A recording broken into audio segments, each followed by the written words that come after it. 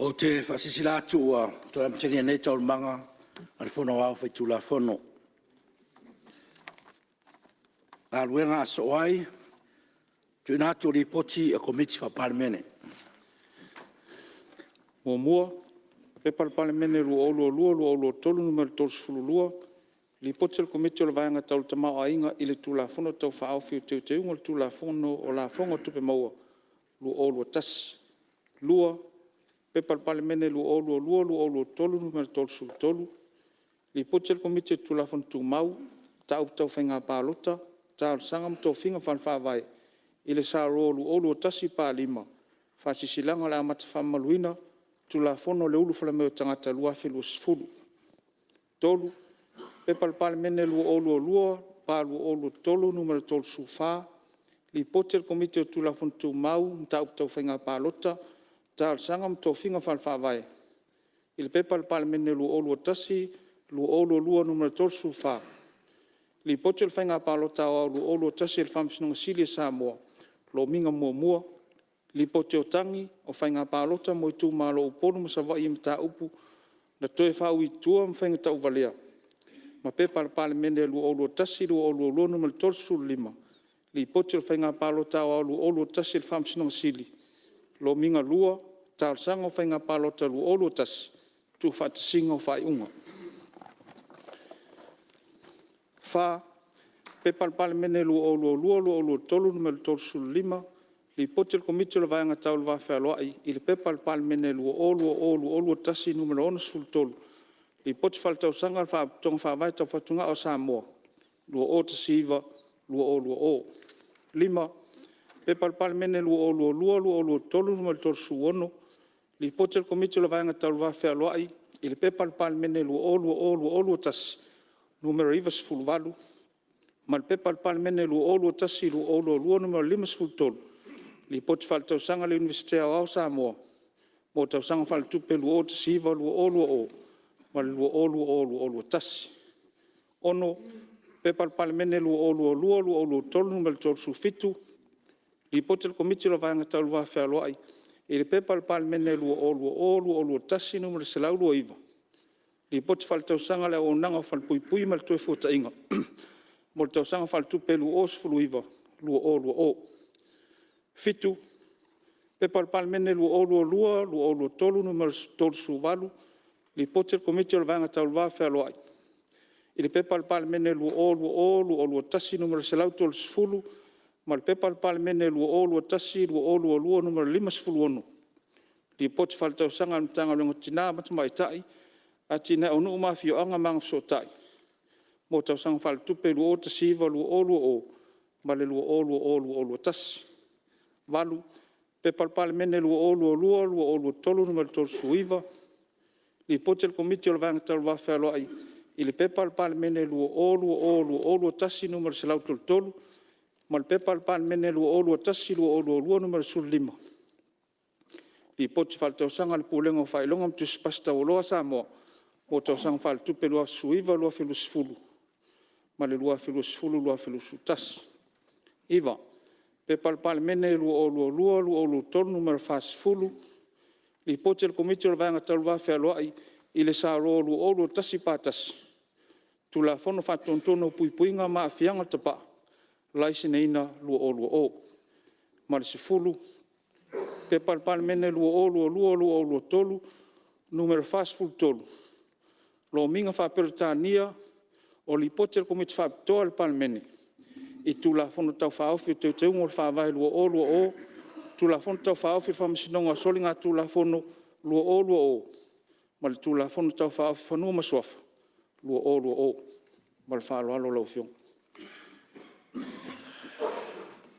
Lafo al malo, o te tapa lau fiong al Palemia mo le lafo.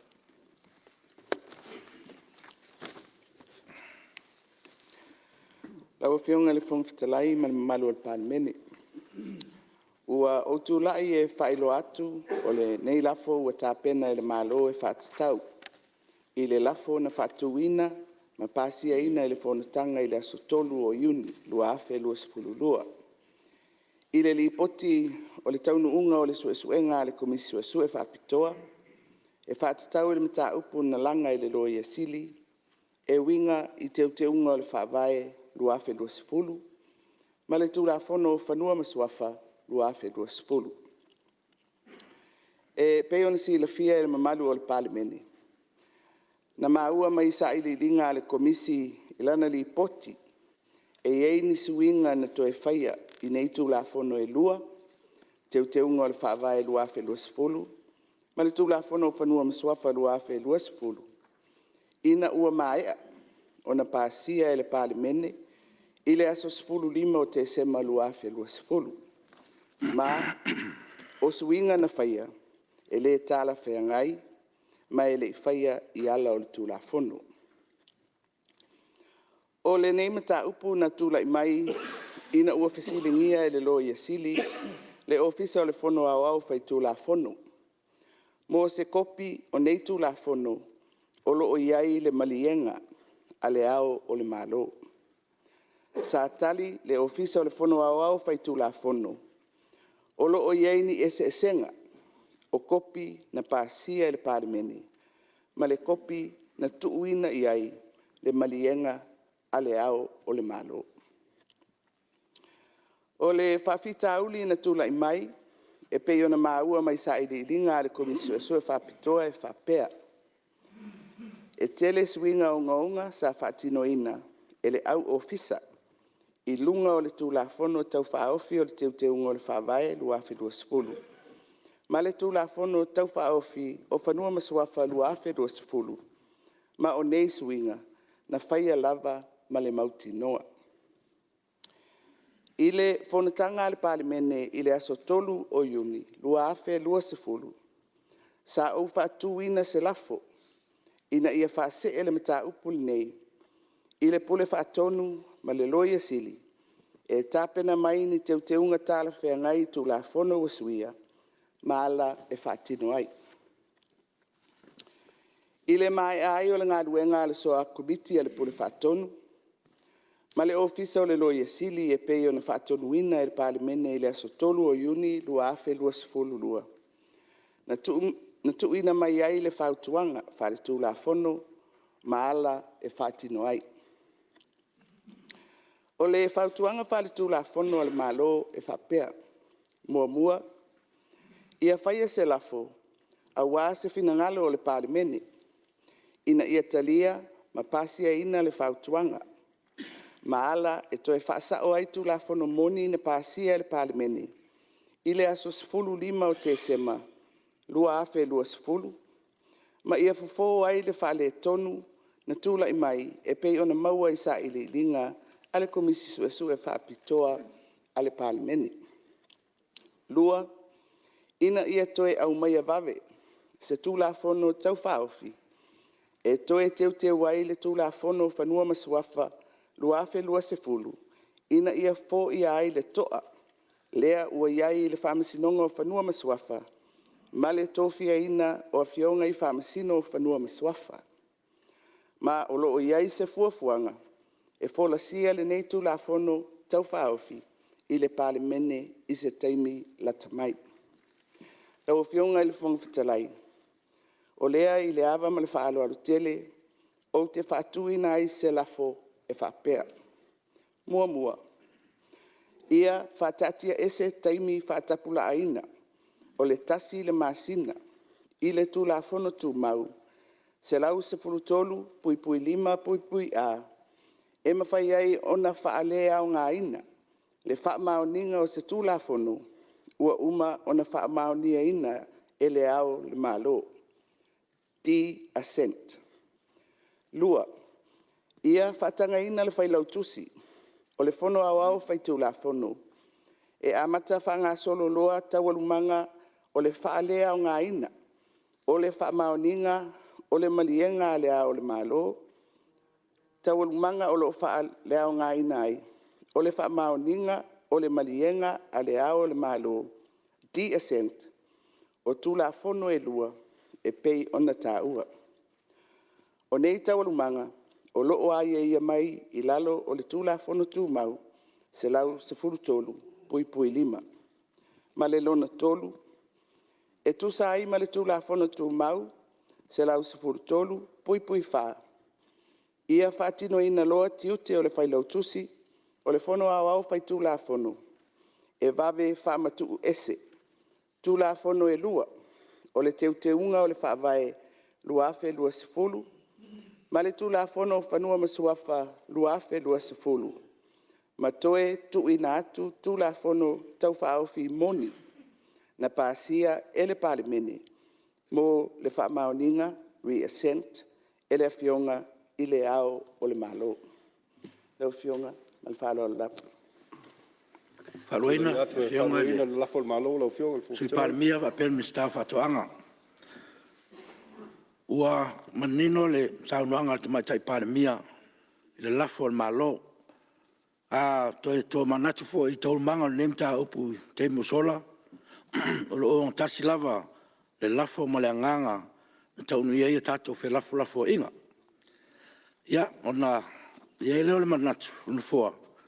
Ia, la tu le avanua i lau fionga al sui tai. Ia, masina tolu mai sinia al nai tu al mauta. Ia, papea voice tolu leitu. Ia, faale in tofina ngalo wal, lafo fatu al malo. Ia, tatonua o lo manino lava le lafo pe on tuinatu. Ia, se tu le mai lau fionga al sui tai.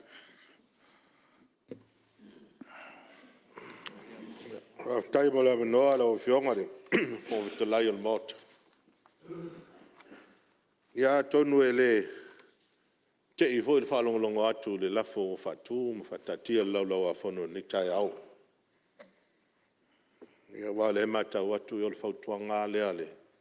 Fionga lo yesili le solo ai lunga. Ya le lafo fatu.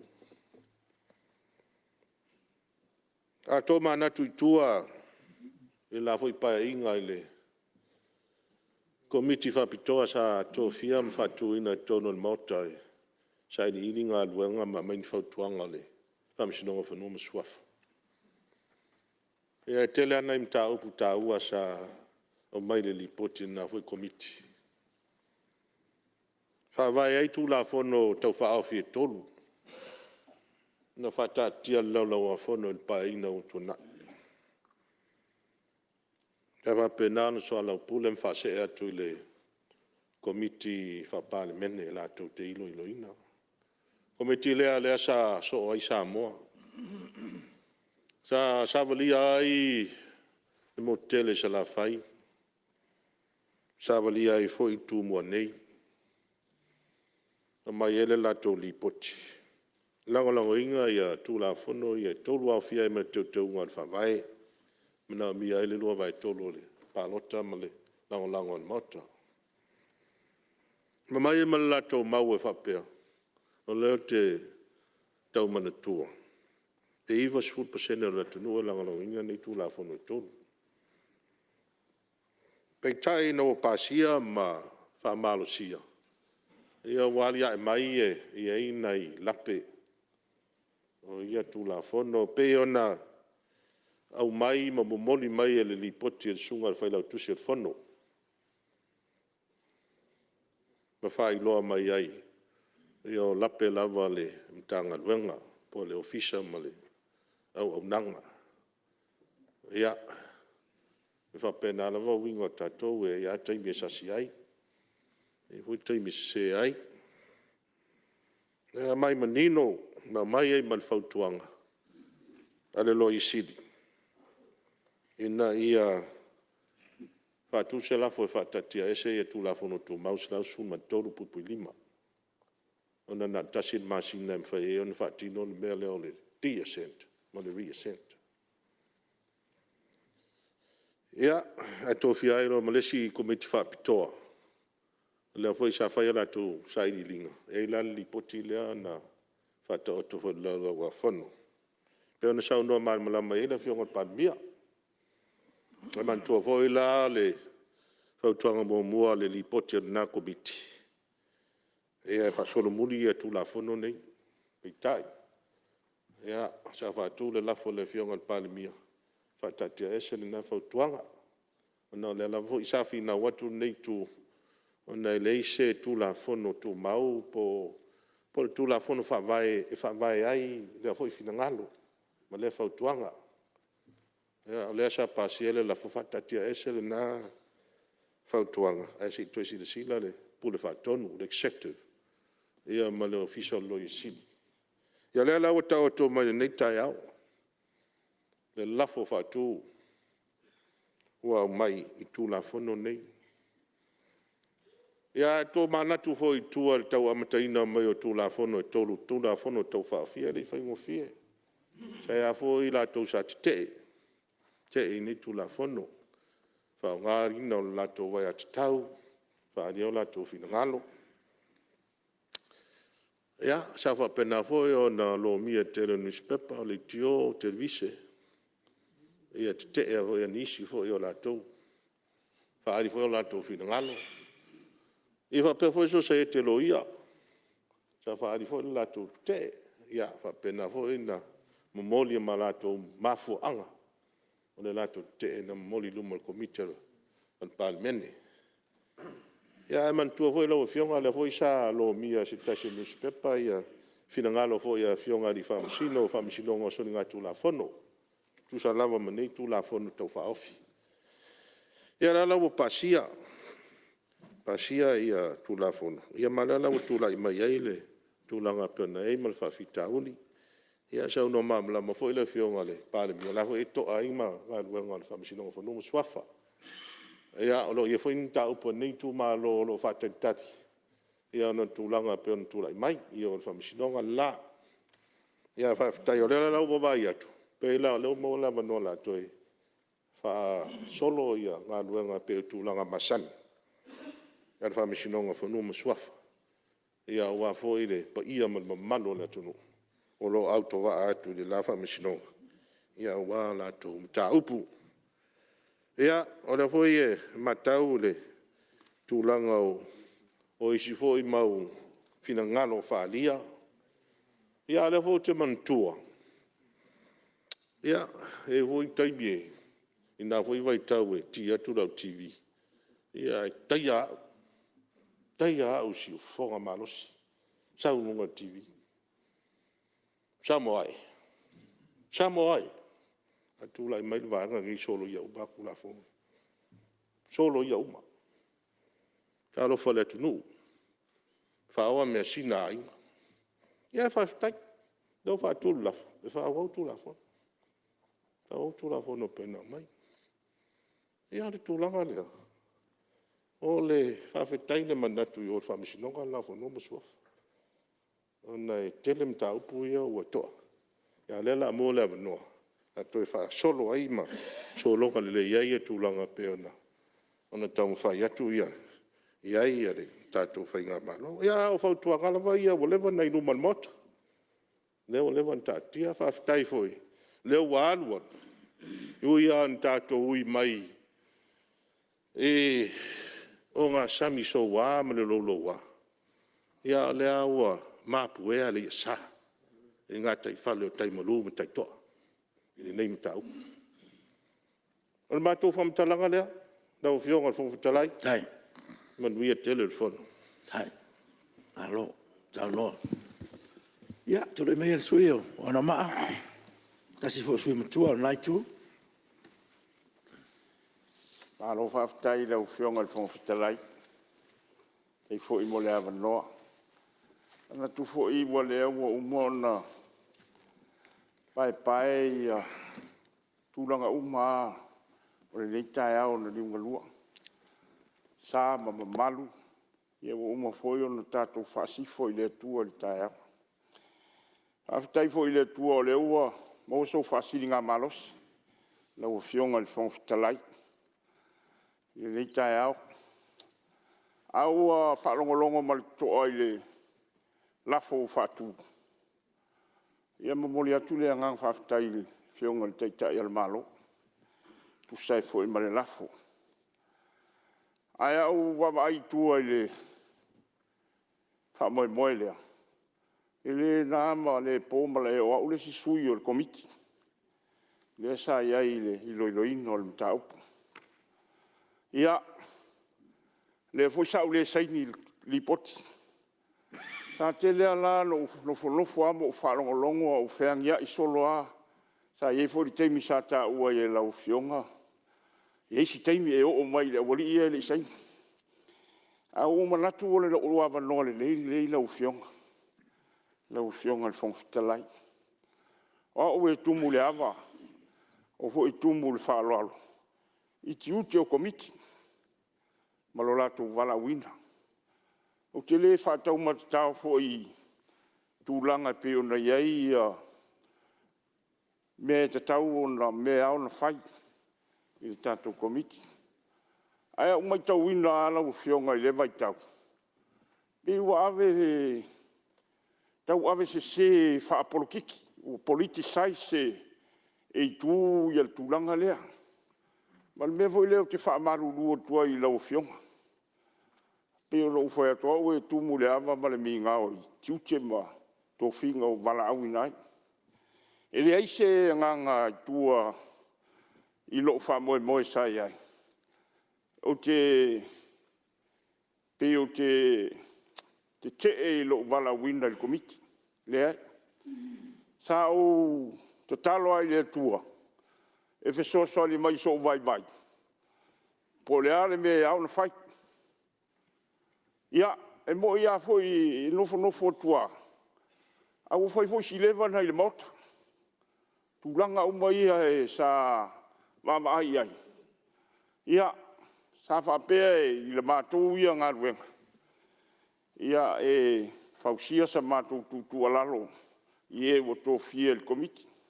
Peita ian. Ia lewa mai le lafo whātū. O le ato i teu ai le mtau pulea. Ma toi whale lei ai ma ngai lumo le kako tūlafona. O mea i o tosi tūlafonoa. E te tau o na wai ese a me pasia, lau mai tau ese a me mai e whina ngalo sui whaipule. Ai ei le process foi le tau tātou i toi siaki ai po le vetting process.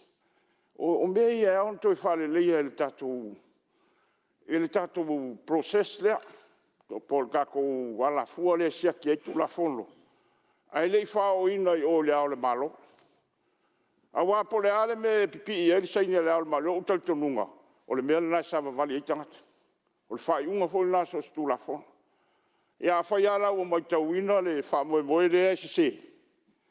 Ia, ona iei nai lape ia. Ai so tangata ola fo ia. E wawa aia se me sa o se me wha le tonu e. Tu iei so na ia mana o. Le wha pertani o loopholes. Sa ili al tangata ia i lona malmalama. Ia na peila ia vea me ia. Ia, e vea i tātou peina al tangata fo ia e o mai e whainga ruenga. Ai le malmalama i le mea lai whai. Le ala le o tā ua i lau wharongalongo le lafo u whatumani. Se fo ia ai me ia mo le anga i lumo le tātou Palemene. A wai le ma whai e sui o na toi a mai toi au ili uma mea. E whatoa siaki atu e whainga ruenga, tangata whainga ruenga mai la tō e whaonga ina le tūlafona. Ia a ua, tō tua polima pe o leo. Alo nei tae au. Ia, o le ala leo lo tūlai atu. Ai mātou te talia ma le anganga whawhitai le tūlanga o le au o iei le toi whale lei au tūlafono ia. O lesi foi lea me tātou te wawa iei. E aua o na mai o io lei. Tō whinga o tangata. Malo latou appointment o tangata nei. Langa o isi tangata. Ia whatoa whaamara o loa pēta i ono suru walu tau sanga. A whai ala e le sao le tō whinga. O le a tātou walu le sao ia. E māne ia. A wone i tu ua o le anganga lea. A wone i tu ua ni tangata stoa tasi pē tō rua. E whai ia mea. E te tau ona iei a wala lelei, a wala mama. Ia e ui ai tangata i tō whiaina o sui. E maise i lātou o le a ngafa tauri maina stu la fona. Ia alofa mai le tua le nei tae au. Mātou foi mai tau tātou fono. Ia, lungana alo foi le nei tae au. E matua ale tu i lau sunga le whongwhitalai, lau fionga le whongwhitalai. E matua atu i nāle tātou mota. Whātoa toa, e maua lau tō whā. whātotoa i le mauta Samoa. Ia manuia le fionga le taitai al malo, manuia fo le kapeneta. Ia, manuia le nei tū, i le lofa maleanga le leo le tua, te fua mai manuia. Alo, te lai, le sui mamanu mai, ia no manu mai tasi, ia whaftai fo i mon whasoa, ia le ua, mai tau atu ia, le lawa ua, tu maulava le lango no le lafa atu o le fionga le Palemene, ia ono le manatu lava i solonga manuia le tatu ngā ruenga, me lea ia, le ua, mai tau atu o le ua, oi, ia, o le alafa tu ia la, le sui le wha ato, ia to tolu le tu, lau fionga tu te tai. Ia, tau no mai lau fionga, vai mongo no tas. Fionga whangwhitalai e fuisi sao nei tu malo e tu sai ma le lafo o pēn mota e muamona moli le ngang whawhitai le tuan ni tai au. Ua upua le atunu ua malia se pese te te fia siva mata mai le tai au ina ua toe to fia le fionga ele au mamalo le malo e toe whaawau le silima tausanga ia me e ale nganga ni tai au. Ai le whaese sao le nei mata upu ia moli le nganga whawhitai le fionga tamai tai Palemene ma le kapeneta ia malanai tu le mota e tu sama le lafo. O le sui le nei sa iai tonu le komiti le sa talanoaina po le iwa masina sa whaasolo ai le anganga o le whaasopolia le atunu. Le nganga whawhitai le atua sa moea le fulefu ma tu ne atu le nei mata upu le atua ia. Wawe na tō manu. O nei malama le sui le nei na ua pasia le Palemene le nei mata upu. E le mawhai e se komiti po ntangata to i titi o na to i sui. Ma fui sa. La nai ai tonu ma teu ungo le whaawai. Leo po fui se lilo lea na o mai tonu ma mai foi le whautuanga le komiti sai ai. To i whasen muli. Le fuente te e ale nei tu malo e le mawhai e se komiti na to i whai alanga o le teu ungo le whaawai. Mana o mia le lua vai tolu. Nei lai tu la ma le tu la e le nei sui o le vai maunga e moli le ngang whawhitai. Na o fionga tamai tai Palemene ma le whaunga le atua wai ai. Leo to e mai se to e whaafo i ai le fionga le whailau tusi. Tu langa sai ai le nei mata upu ona na pasia i nei le Palemene le nei. E le mwhailan to e whai eini fina ngalo. O ni komiti manisi se longa i nuovo le lua vai tolu. A tu la fono fo nei whanua masuafa tu lau ma ota le nei e. So Samoa e tauna mita ai. Ma fo e sa. Leo a vifo i runga o tau vifo i runga le. Tu langa le tato whanua masuafa e. Whatu se tu se tu la fono. Whamasinonga so ngā tu la fono. Te tu lau wa pei ale. Whanua masuafa peo le atali o le whamasinonga so ngā tu la fono. Ave al whaamomoi ei. Ai al nei mta upu i whanua masuafa e. Me melo e le atu nuu mao iai. Se inu ai mta upu i lunga toa whea lalo. Au se nganga whaftai lea ina ua tu lai ma toe teu whanua masuafa e mai alpa ia o se o tato watinu. Io ai yalum whanau i le i whananau mai. O le nganga me e na o le nei tu malo ma le nei sui. O leo atu e mai ai stonu le Palemene le nei whaatino. O loo talo fwoi mano no manu pa ia o le atinu. Wa toa mta upu i tonu whamasinonga. O no le whaatalia ia tātou le Palemene le nei. Au le nganga whaafitai o le nei tu malo i lau fionga tamai tai Palemene ma le kapeneta ma le nai tu. Le au a tala le tō whaa ma amai le tai au le nei. Ina ia mwhaiona tu e whaanati nati. Mea na pāsia le maota le nei. Ima tu e tu ina atu loa e le fionga le au malo le malo. Tu la fono le nei o. Tu la fono fo le nei le na tele na ngulu e le atu nu. Ai so se Samoa ai whataua tu la fono nei. E mi mita. Ona ia. E le iai tonu le whaavai le pule ngali mwhai pule. Pule nga tō tele. Sai whafo. Pau ale tūlanga sai tonu. Nā tangata e tō tasi. Ai a te unga lewa iai. Leo whato atu i tonu le whaavai. O e whai ele whai unga. Whai e li ima tamai tai whamasino. Lono inga la. Peon sau noa fwoi sui tai tai le neitula. O nisi e o whaalau i loa sa whaatino le naitu na se se aile atunu. Ai o le nganga ai. Lau fionga le nganga o le whaftai. Ia, O leo whato ato e. ia, se tu le mai le fionga le Palemene, lau fionga. Me fia pasa. Ia, tau no lau fionga le Palemene. O lau fionga le whangwhitalai o le lafo. E le o tala noa ina ia le tino le wingo le tū la fono. Nā le pau ale au tū o le lafo lau fionga le whangwhitalai. O le tāpena o le ao o le tū lafono. E toe whaafoi I le mea na pāsia e le mautal nei. Nā le pau ale nā. Awa a tātou le toe foi I le mea na pāsia e le Palemene le nei. E le mawhaina toe whaini si a tātou suinga. Le mo mia. E soani le toa o lo tūlai mai. Ia, maali asa no ngā sui e o te le whātau ngā vale fo I whira ngalo whālia. Ai te ua tatai ese ia le au tū o le lafo. I le tāua, I winga o le tāua, ma mea olo au mai ai to tonu o le tū lafono. Nā le paulea, ne te ua se e mamau ese le tātou talanoanga, whamanmoni. Ia, salo manino mai sui mamalu. Ia, e le o whaanga I mamau lava le tātou talanoanga lo ngai lava I meo. Lo mai tātou lafo. Ala o whianga le whangwhitalai e, malam le suin nei. Pio le nganga nā lena watu ai, le watu ai fo I ale lafo I mea lena pāsia. O mea la lena pāsia le whai atu ai le sui. O lai to tonu mea lena o tala noa atu ai. Le nganga nā o le me ma le whaftai. O le watu ai fo I ale tūlanga I mea na pāsia le mota nei. Whaamati e te e matu I lunga le. Whanua le whamasinonga, whanua maswafa. Lau whianga whangwhitalai, o le nganga nā le netai au, a whai fo I upa o papa se. A le nganga whaftai I le atua. O le watu ai tāti a ma to e alui. Tūlanga I tauna ai, to e amai te tōne whaatino le ngalwenga le whailau tusi. Ai te tuina atu le ao le malo I lan saininga I mea na pāsia le mota le nei. Malo ngang whalwalo. Lo, whaftai. Ia, malo sa noa. Tai fai whasoa le tū le mota. Ia, whatuia le tū le mota lau whionga le. Mista o businessi, mala manuia, le. Ia, e mua na mo le atu whaftai tele lau whionga le whangwhitalai. Mua foi o nau whatulau atu le pa I o le Palemene. Mani mamalu fo I naitu, fio eilo fionga le whangwhitalai. Te ngata fo I leo le fio fionga le Palemia. Ai mesi fo I a le mamalu le kapeneta, ia ma mista langlango.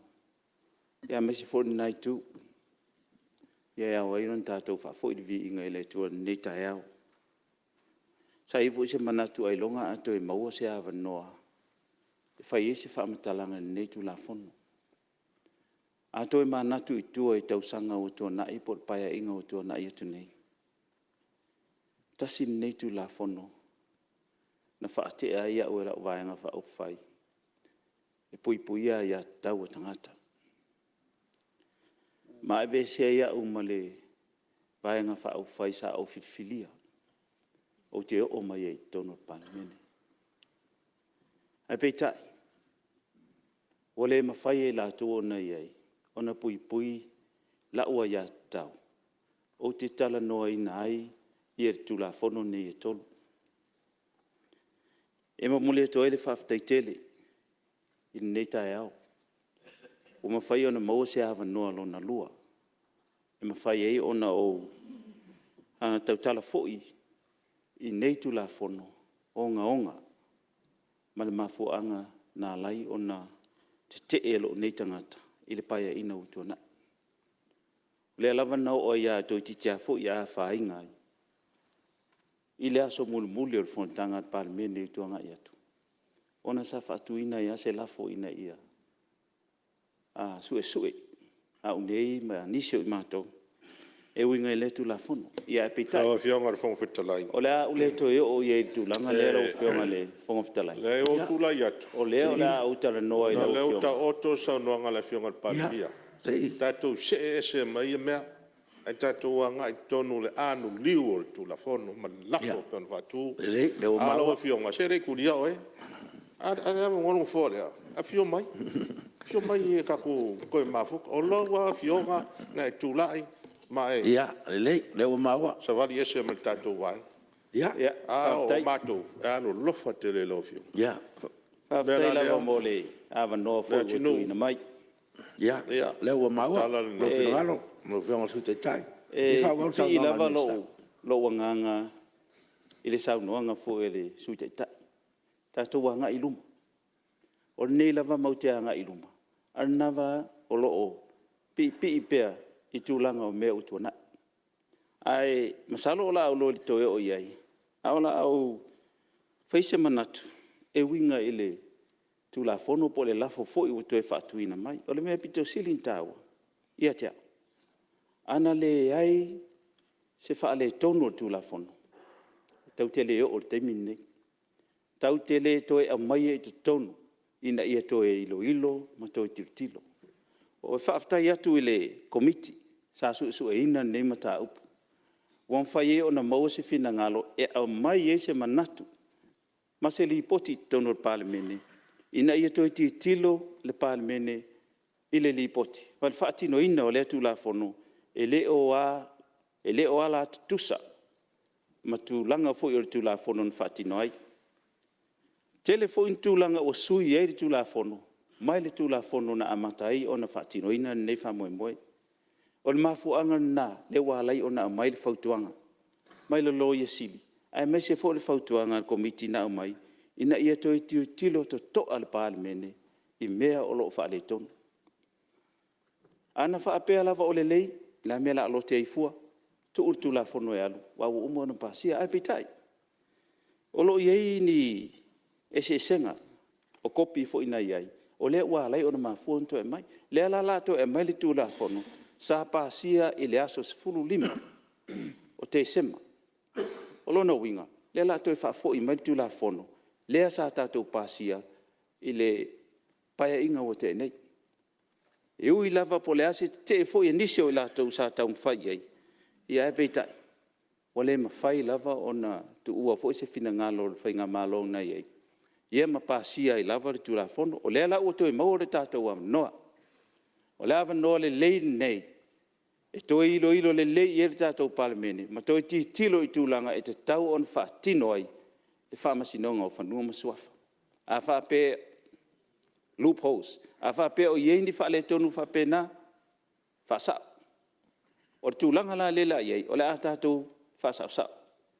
Lau e whionga le whongatalai. E le umi fui se tala. O le mesili. O le ua mai le avanoa. E toi whaafo i mai ele tūlafono. Sa tātou pasia i le paia inga o tēnei. Ia a whaape o le ase whina ngalo o tātou Palemene. Tātou ilo leim tātou tui titilo e. Langa o lo toa ngā luenga le i whanua masuafa. Whamasinonga whanua masuafa. O lo whaatepitali mai fo ia te tātou. Ina ia tātou whaia mea tonu, ma le mea mea tonu. Awa a mea tonu Palemene nei. E mea tonu fo i le whamasinonga la o lo whaatepitali mai. Ia Paulus whamatalanga lau whionga le whongwhitalai. Ia manuia lava fufuanga. Manuia fo nei tu. Papena fo tam whaia to nei tu. Ia via le tua. Amen. Alo, aftai. Ia, malo, saunu e lau whionga le minsta. Ia le me tau atu le, fo man sao le whionga le minsta. Malo anga tele ma. Ia, aftai lau whionga le whongwhitalai sa fia maua fo i asi ngā 2 minute. Awa tuaisi ngā ilangona. Ia, e tu sai fo i male la whatu o le whionga le. Mai tai Palemene mal tātou malo.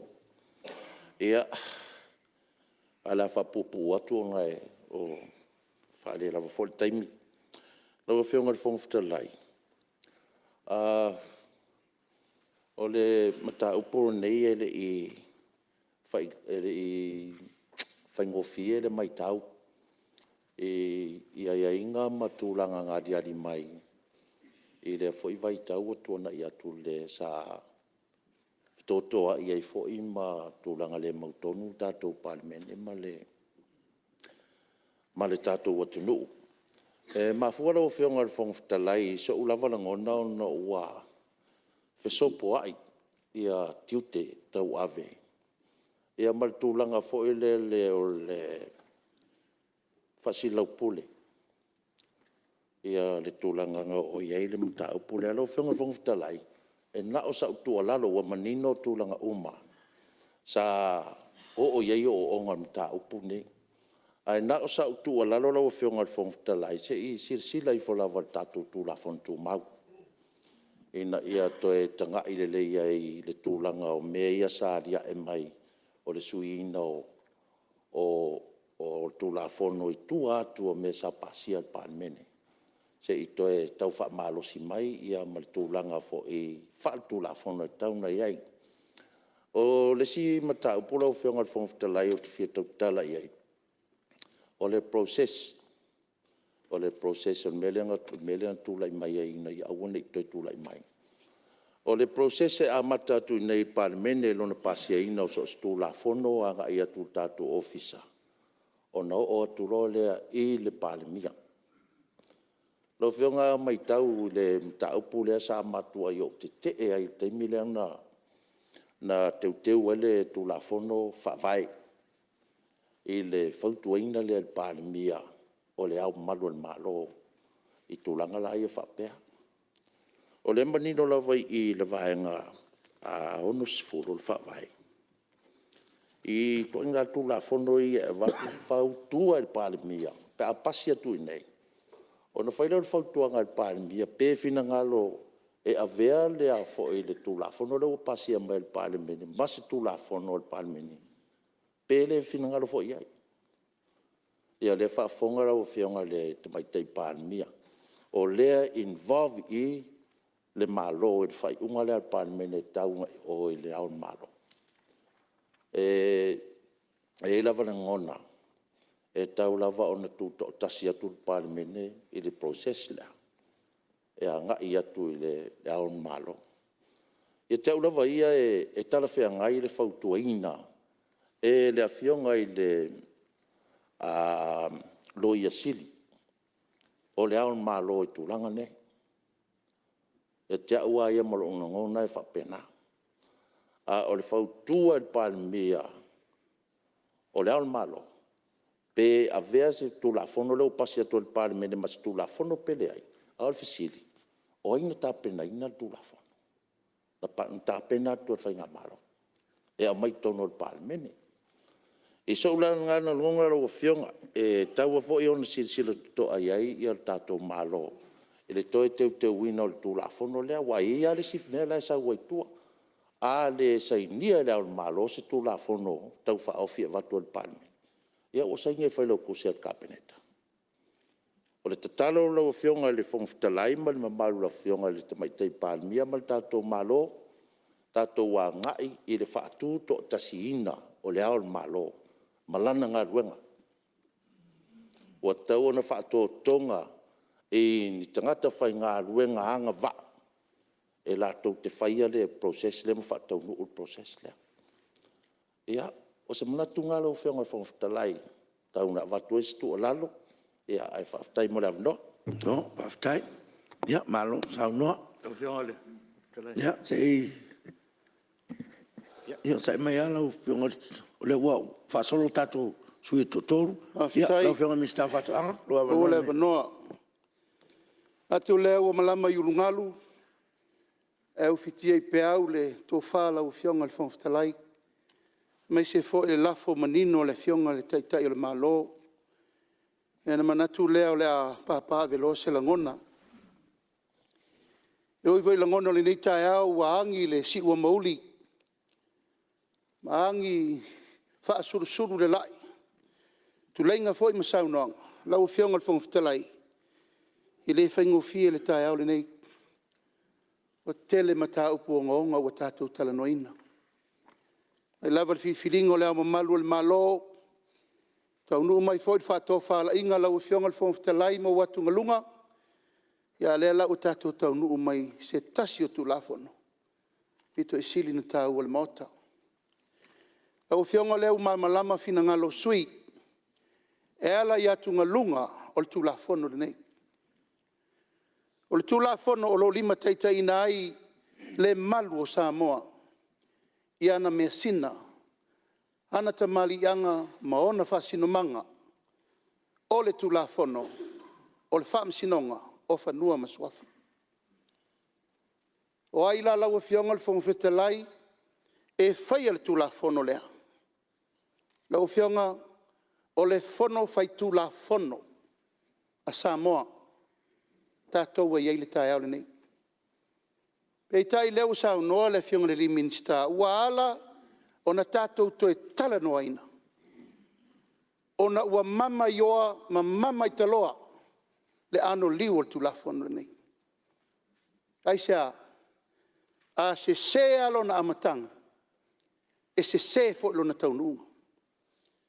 Ai langona le nganga whaafitai Ono le tō whānā e na whai e le tātou komisi suesue. Lea na lau li liu wai le tō whā le Palemene. E whai le tūlanga le u tātou tala noa ai. To e lafo le mata upu i le whono whātonu. Pule whātonu. La tau te to e lau li liwina. Ono mamori mai le whai e le tō whā le mota le tai au nei. Lau whionga le whangawhitalai. O ana nafi na whau wai le so. Mao le so e whau wai tai au le tu la whono le nei. E leo se tu la whono e te tau. O na tātou tango wha tumu lima iai. Pe wha me mai na o nei swinga o mese se o lape whata mala leo fisa. O ni upu tu la whoa i upu. Ai sea, e leo se ngalo ngimo na nano na seo. Se ser wha utau tanga i la tau. Wa la tau whaia mea e esi. Wa tuu ai le pule le Palemene. Ai whaila la tau pule. Nganga le lau o whionga le whangwhitalai. E le whai tia. Ta si iwa walutasi fitu tau sanga. O lau li liu tu la whono le tunu. Alal mea le whai nei piri ne toro. E le i tai lava le tanoanga Samoa. E fito i tonu i el tu la whono le nei. Langa whai o la tau e ona meia. O la tau e ona whanua. O la tau e ona whasinomanga. O la tau e ona suafa. O le malu leo le tunu. Alal mea le whai no fo inga le nau manei. Tope lau. Tuli apu. Whai to tas. E usau no le tunu. Tasi le tu la whono na vese ia. Ono lea fina watu. Fina watu ina ia malu le tu la whono. Lea le lau o whionga le whangawhitalai. Ia ua ne o tātou mawhau māma me lea. Ngol tu la whono e malu mai tātou. Whawhen tātou mai le mota. Lou swafa. Whangawhitalai. Lou whasino manga. Mo lou taritonunga. Yo lea le lau o whionga le whangawhitalai. Ua mai alo te whaafu mali sa wanga. Ma le wha malo i lau whionga te mai tai Palemene. Ona o toi a mai le tu la whono nei. O lau soani matua toi review a toa. Matua mai a toa mele i a toa i aile mea no i esu esu ngal komiti. O isia mena mai e io e mai te mai nua e mai ese tala na whai. Ala le lau whionga le whangawhitalai o tu lai atua i male wha alo wha whetai. O toi maua le avanoa. Se i toi lau li liu le tunu, in toi teunga toi whai. Ma toi a mai to tonu se i pasia alo i al Palemene. Ona vea lo lem tu la whono. Manuia le whaafonga mai Samoa, manuia le whono ni asu. No, Whionga le whangawhitalai. Palo, sau noa e. Lau whionga le minstama. Ia, ma langalong ina fo, tātou wha moe. Ia, o le upuana fōle na whai atu. Ia, le fo na whingalo ma le ele te tai le tuanga, sui te tai le tuanga. Te to tolu tātou sui. Ia, ona e leto e talanoina le mta apu o uman talanoina le Palemene. Lau a whionga le whangawhitalai e o te leo tūlai atu e whaise e bandatu ni tūla whono. A pawasi mele fia watu e se whawhisidi lai tū. Leanga le e maua le mātou whalongolongo atu. E pei ese le vaenga lea e saunoa e a whionga i minsta. Ese le lafo le au mai. O le lafo le au mai e le whionga i Palemene. E le toi au mai atu la whono i Palemene nei. E ave e whai e le whai lau tusi o le whono ma le ofisa o le whono teunga. Ona toi ave la e whaasaini le au le malo. A e le toi au mai e le whono i Palemene. Ma le anganga whaarala. Ia, leo mai e, malo whawhikai. Ia. Ia, ma lie lau whionga tapunu. O, lau whionga o leo tūlai atu e tali. O le la tulai atu le Palemene. La kiki sa usili. Ya, malia la fiona Palemene, ko la vango. Ya, faftai la fiona al fons kala mo la no. Le sa foi sa ofia tu la ya sitting ya le. Ta pu de pe ulang tanga mai. Alan sa no manino la fiona al Palemene. Ka ko kalango le la fo de di ascent, malaria ascent. Ala wa ko foi ko ka ko mka. Ala sa ngo manginga la fiona al pan, ka kalango ro me ya la. Au koe au mai mei wa e reiro. Aso i fuale atu e whamasingo. Kong wa mei e kau whinga oi. Wa reiro po ai sa oi se. Ia, malo, whawhitai. Whionga whangawhitalai, whasau ina te mea le whionga le tamai tai Palemene. Nau sina mea fi whasau le saunanga la whionga le minstau whatoanga. E Fai tetea ona mauas le ala la tu ia fionga le ana sa mai committee le sau no ai sui malu pala fionga mi staff sa to pe laule fa tal tal no ino nei tu la fono le foi tala no mai tasiva val tasi fitu tau sanga le foi fa pe se ala matanga i u foi se e pe fa sa atu le se le matanga le nei o le fina ngalo le Palemene nei nga yo ye committee Tai le ma volo fe tu la fono foi nei na pasia le lua vai todo le Palemene ele ma fai la se committee ele ma fai ni sui in to ngao na to e sui le tu la foto pe le langa le sa mai ai ele ma nei ala fa mai e fa to pelau ele to pelau sa so a to le atu ile le fa tala no ino le nei tu la fono mo nga fa la le lo fong talai malo sa no ia tu le mai lo fiong Palemene Pastai tele lau fiong al fong talai. Pastai fo i sui o e na sao noa i le tatou lafo. Mai tawina lau fiong al fong talai. Ia, e pe o tamatuai o le mai ale sa sao noa i le. Ai mai sei latou sa i ele no fo inga taluai. Ia ato no fo i e tala fianga i lea. Ona o tu lafono. Sa pasia i le no fo inga taluai. O le tala noa mai malama i latou o e sa sao noa. Ia wasa no fo i tono mauta nei. Au te toe fo i mai lava i le mata upu au tu o le lafo. Ina ia mawhai o na whanga solo le tatou ngā ruenga. Ina ia fo ia le toa o lo tūla i mai. I le taimi le nei. I le whaamasinonga o whanua masuafa. Ona o lape o le tūla fono. Mai e le inisi e whaia. O tatou e whaia. O fina ngalo fo i o lo whaalia. I le whanga solonga mai o le tūla fono. Ia, o te whaasisilatu ma le whaaloalo i lau fionga le whongfitalai ma le mamalu o le mauta. E iei le avanoa. Tātou te toe asi ai le tūla fono. Pe a mai atu le whanga solonga le whainei. Ai toe au mai lani teuteunga. Teuteunga la ia e fo ia ai. Ia le toa lea o iai le whamasinonga whanua masuafa.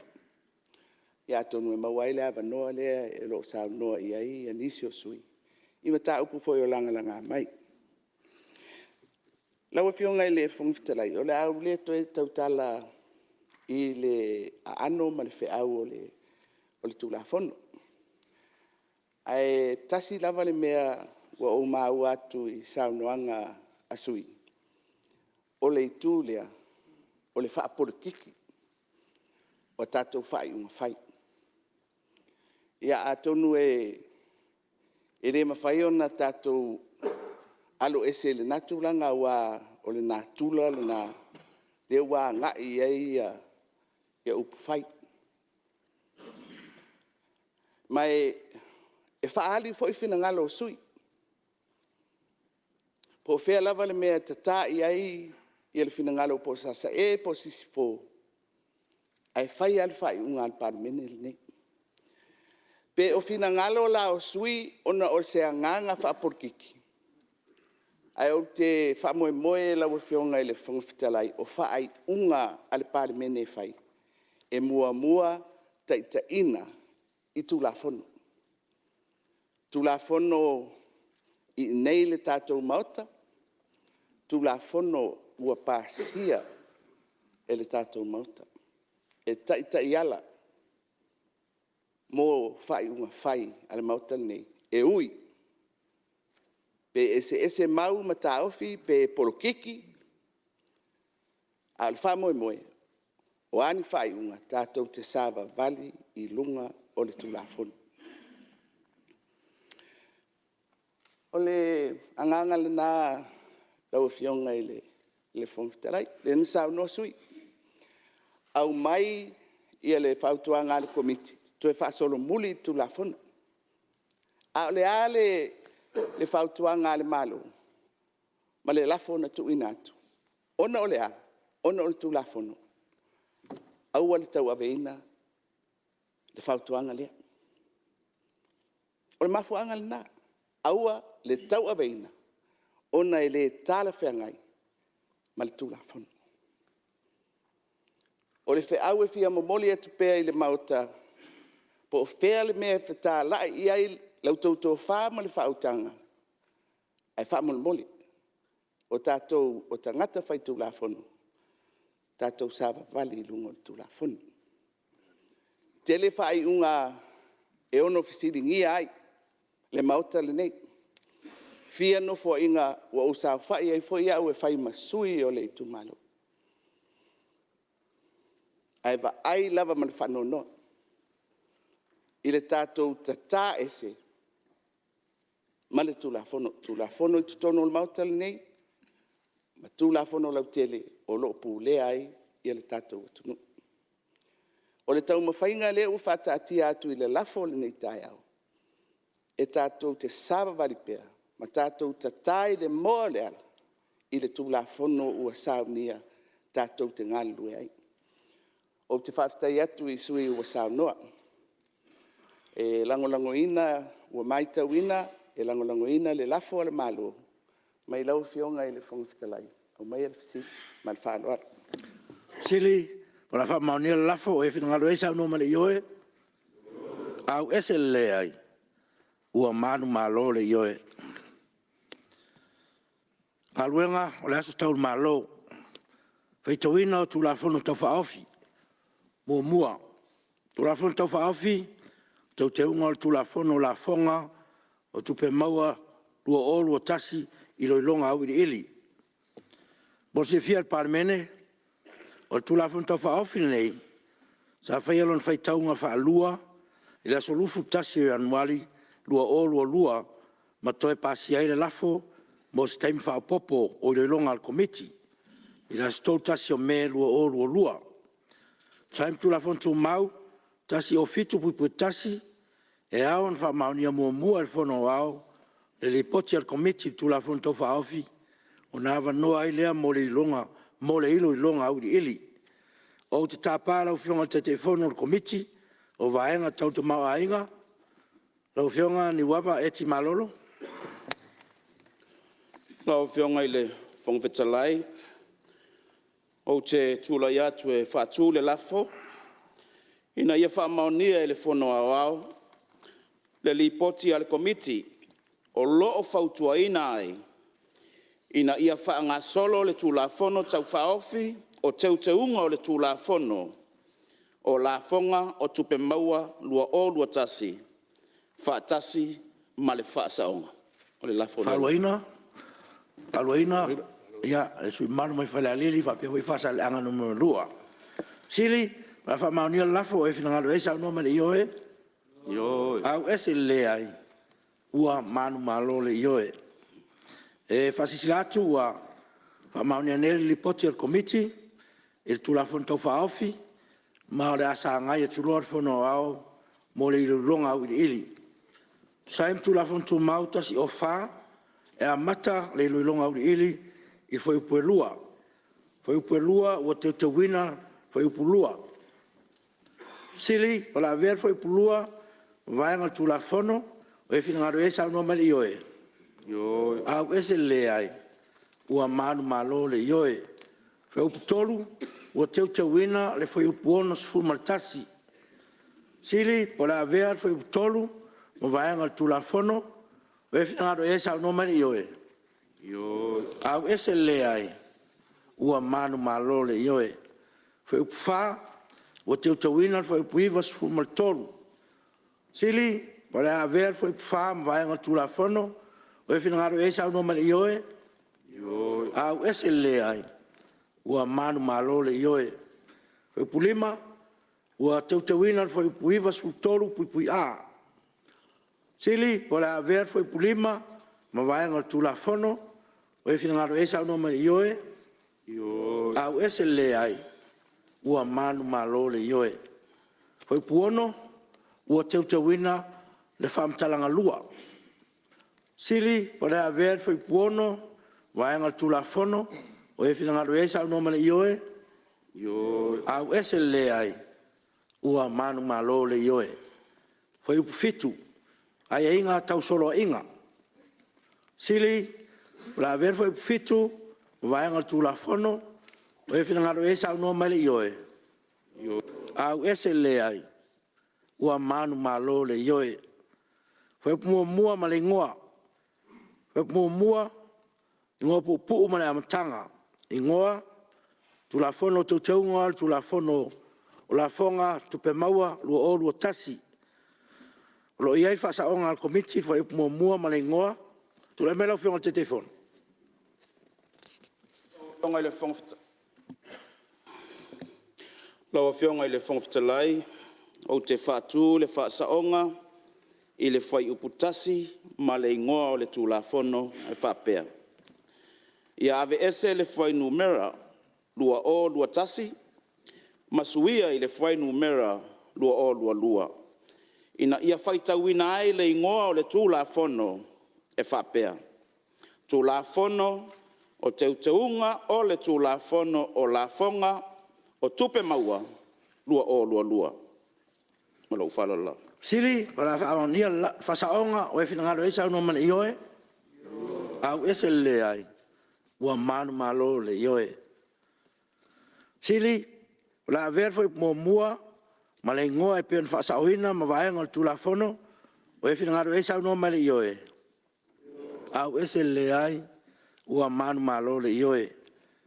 O te whasisira atu a whangasolo tulafono to whaofi, te teunga o tulafono la fonga o tupe maua, lua oru o lua whatasi ma le whasaonga. Lafo mo le whatati ese o tulafono tu mau. Ta pala o whionga te matai Palemene. Lau fionga le fong fitalai o te whatu le lafo, ina ia whatatia ese tu lafono tu mau, se lau ma le walu pui pui wha. Ina ia avanoa ai le whaitaunga whatolu, o le tu lafono tau whaofi sa ilo iloina au ili i le asofono le nei. Palua le whionga sui Palemene, whapea le minsta o whatoanga. Siri, wala wha maunia le lafo e whinangaro esa unua mali ioe, au ese le ai, ua manu malo le ioe. Lua, tu lafono tau whaofi o teu teunga o le tu lafono, la fonga o tupe maua, lua o lua, whaitaunga whatolu. O te tāpala o whionga le minsta tiutem tupe maua, wala lafo. Lau whioga le fong fitalai o te whātū le lafo. Ina ia whaitauina nei le tūlafono o tau whaofi o teu teunga o le tūlafono o la fonga o tupe maua. Lua o lua i lona whaitaunga whatolu. Whalua, e minsta whatoanga, ia whapea fo ele sui mai anoa maa. Sili, la whaitauina nei le tūlafono tau whaofi, tau teunga o tūlafono o la fonga o tupe maua, lua o lua i lona whaitaunga whatolu, o e whina ngaro i esa unua mali ioe. Au ese le ai. Ua manu malo le ioe. Tulafono e te wail tulafono la fongo tupe maua luafa sulua o tulafono o tu. Fasisi latu, ua mae an whanga solo, tulafono tau whaofi o teunga, o tulafono la fonga o tupe maua, lua o lua i le Palemene u poto o whapea o na pasia e maota.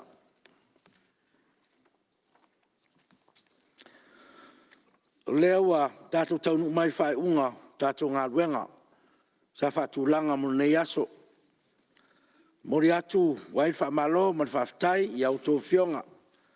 Tātou whaftai fwoi, tapo inga le tino, monuia nei aso, man tātou Fonotaga.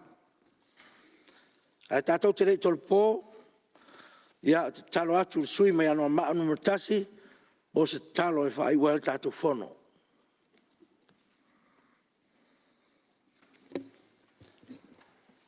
Ia, tātou